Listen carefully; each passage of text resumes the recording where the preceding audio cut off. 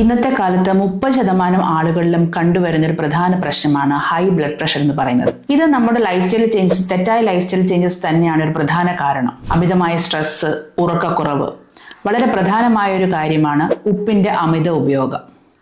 നമ്മളിപ്പോൾ കഴിച്ചുകൊണ്ടിരിക്കുന്ന ഭക്ഷണത്തിൽ ഉണ്ടാകുന്ന പ്രിസർവേറ്റീവ്സ്, അതുപോലെ തന്നെ കൊഴുപ്പ് അടങ്ങിയ ഭക്ഷണം കൂടുതൽ കഴിക്കുക, ഉണക്കമീൻ, അച്ചാറ്, പിക്കിള്, പപ്പടം, ഇതുപോലുള്ള സാധനങ്ങളുടെ അമിത ഉപയോഗം, ഇവയിലെല്ലാം ഉപ്പും അധികമായിട്ടുണ്ട്. അതുപോലെ തന്നെ നമ്മുടെ BP വർദ്ധിപ്പിക്കുന്നതിന് ഉതകുന്ന കെമിക്കൽസും ഇതിൽ അധികമായി കണ്ടുവരുന്നു. കാപ്പി, ചായ, ആൽക്കഹോള്, ഇതെല്ലാം നമ്മുടെ ശരീരത്തിൽ ബ്ലഡ് പ്രഷർ ഉണ്ടാക്കുന്ന ഒരു പ്രധാന ഘടകങ്ങളാണ്. അതുകൊണ്ട് തന്നെ നല്ല ഹെൽത്തി ലൈഫ് സ്റ്റൈൽ ഫോളോ ചെയ്യുകയും അതുവഴി നിങ്ങൾക്ക് ഉപ്പിന്റെ ഉപയോഗം കുറച്ചുകൊണ്ട് കൊണ്ടുവരികയും, എന്നാൽ തീർത്തും നമുക്ക് മാറ്റി നിർത്താൻ പറ്റാത്തൊരു ഘടകമായതുകൊണ്ട് തന്നെ ഉപ്പിന് പകരം നിങ്ങൾക്ക് ഇന്ദുപ്പ്, അതായത് അത് പൊട്ടാസ്യം ക്ലോറൈഡ് ആണ്, ഇന്ദുപ്പ് നമുക്ക് ഭക്ഷണത്തിൽ ഉൾപ്പെടുത്തുന്ന വഴി